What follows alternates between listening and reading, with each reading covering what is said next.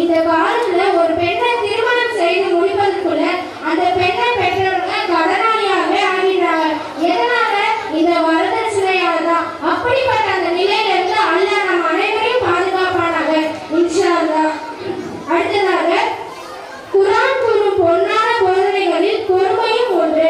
பொறுமையை போதிப்பது எளிதானது, ஆனால் நடைமுறையில் அதை கடைபிடித்து காட்டுவது கடினமானது.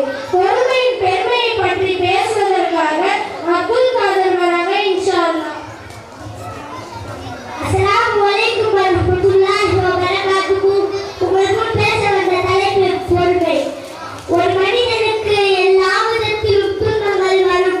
ஒரு முஸ்லிமுக்கு துன்பங்கள் வரும்போது ஈமான் குறைவாக இருந்தால் அல்லாஹ்வை திட்டுவதால் வாழ்க்கையை வெறுப்பதால் தன்னையே விளையாட்டுக் கொள்கிறார். ஈமானின் சொந்தங்களே, சற்று சிந்தித்து பாருங்கள். உங்களுக்கு வேறு ஒருவன் இருக்கின்றார்.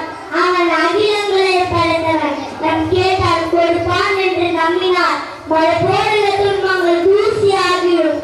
அதன்படி நபிகள் நாயகம் ஸல்லல்லாஹு அலைஹி வஸல்லம் அவர்கள் நம் கற்றுத்தந்த துஆவை நம்முடைய நாவால் மனனம் செய்த உளப்பூர்வமாக அல்லாஹ்விடம் கேட்போம்.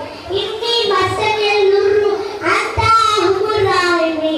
பொருள், எனக்கு துன்பம் நடந்து விட்டது, நீ கருணையாருக்கு எல்லாம் பொருளையாள். 21